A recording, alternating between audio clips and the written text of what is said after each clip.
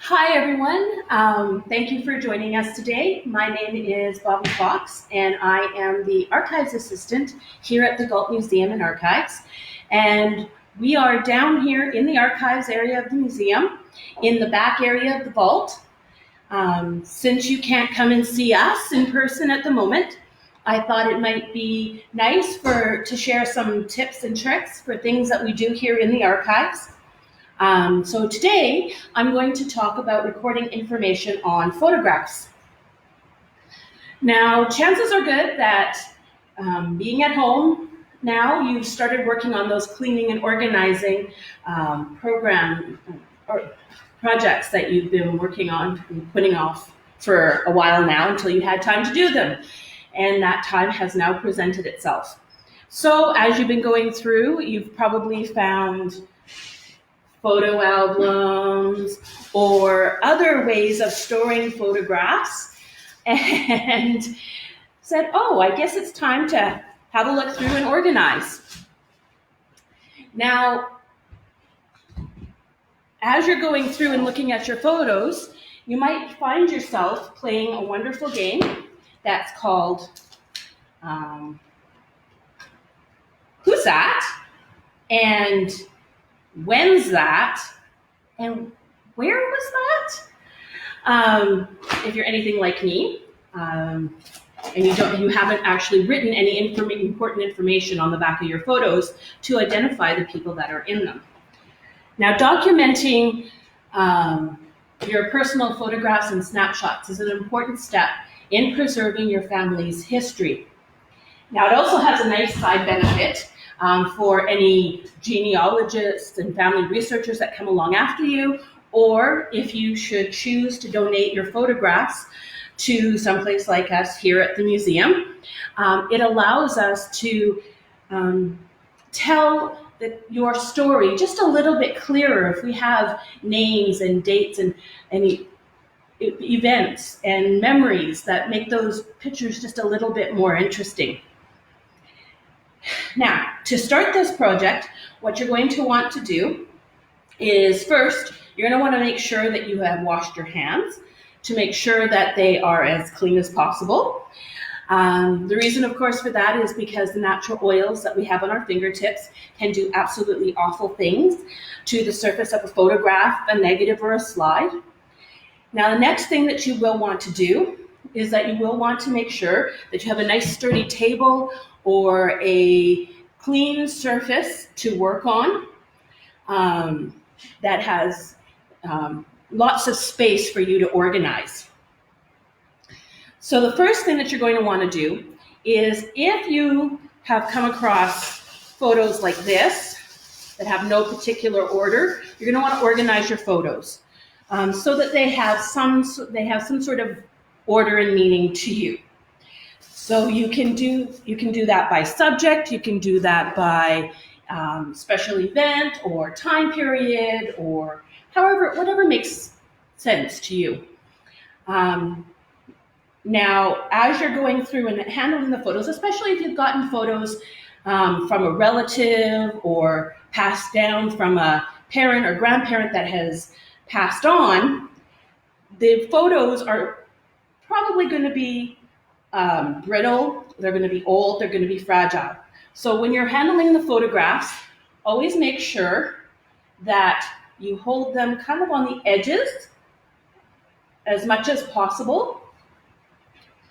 And try to keep your fingers off the actual photo itself. Now,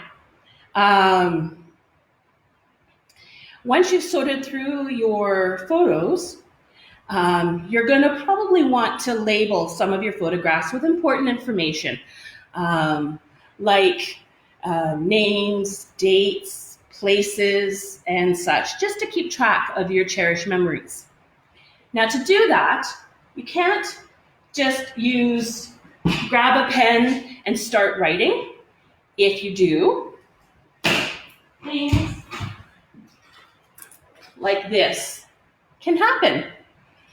So, as you can see, on this photo here, there's some ink transference onto the top of this photo. So pens, markers, they can do some serious damage to your photographs. So don't use highlighters or anything like that when marking your materials. Ballpoint pens have a habit of smearing. They have a habit of can just bleeding over, and so and they're also, of course, non-reversible. What you do want to use, however, is quite simply this simple number 2 HB pencil. Pencils are awesome because they are reversible. So if you misidentify somebody in a photograph, you can fix it later. The other thing about it is that the lead in the pencil is fairly inert, so it's not really going to affect your photograph at all. And these work really, really good on photos that are done on, they've been printed on a fiber-based photo paper. So a lot of your older photos, if they feel kind of papery at the back, they are the ones that will really, pencils will work, pardon me, really, really, really good on. For more modern ones, of course, a pencil is not going to show up. So what you're going to want to use is this pen. This is a Lumacolor pen. Now, the nice thing about the Lumacolor markers is that they have no smell to them. They are waterproof. They are smudge proof. And you can use them on pretty much anything. So CDs, you can use them on the backs of your photos. You can use them on your sleeves to record information, all that kind of stuff. So these are really amazing.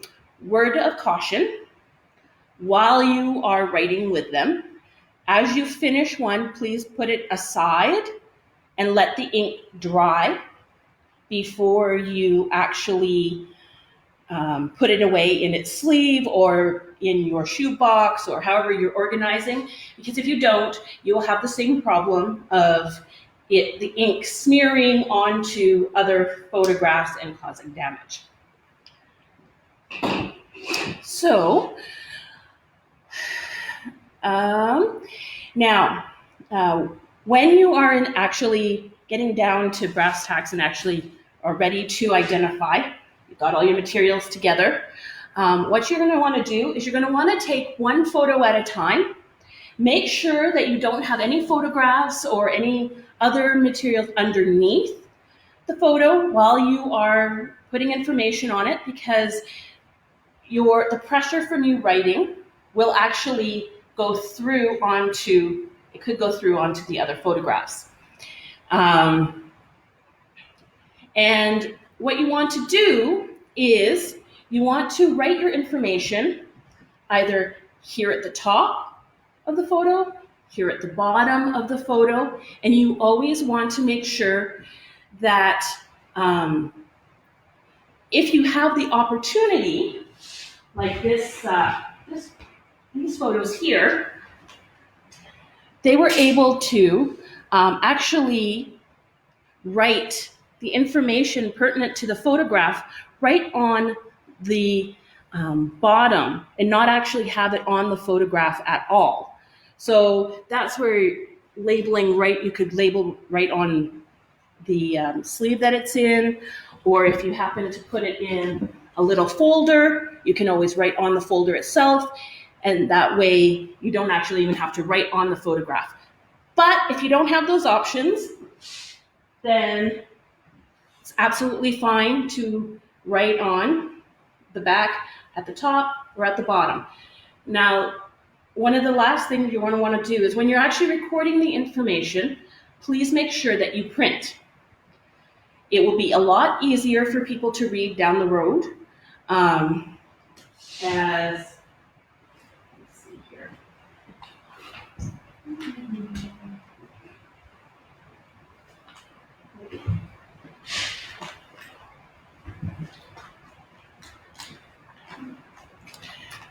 As you can see here, these folks, when they wrote this information, which is great for explaining about the photograph, but unfortunately it's written in cursive and it's a little bit hard to decipher.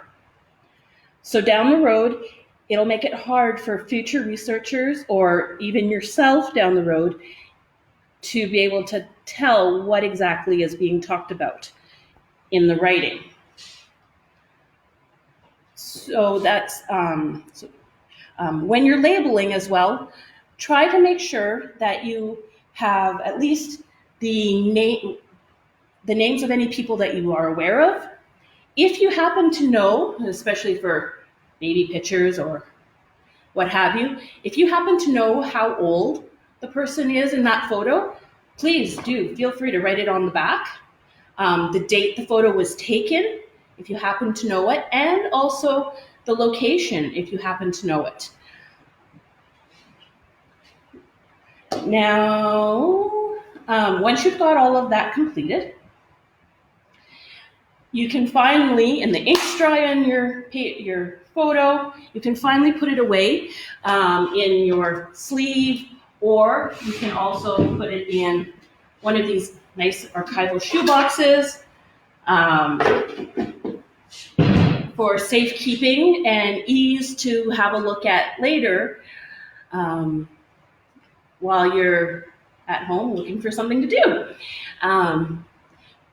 Now, once you're done, okay, so these supplies that I've talked about, they're actually really easy to find. You can find them at London Drugs, any photo shop. You can find them on Amazon. You can also purchase, you could actually also purchase the boxes and some of the sleeves from here at the museum. If you wish to do that, just send us an email at archives@galtmuseum.com. and we will see what we can do to help you out. And that is it. So thank you for joining us today. I hope that you learned something interesting, and we will see you soon down here in the archives.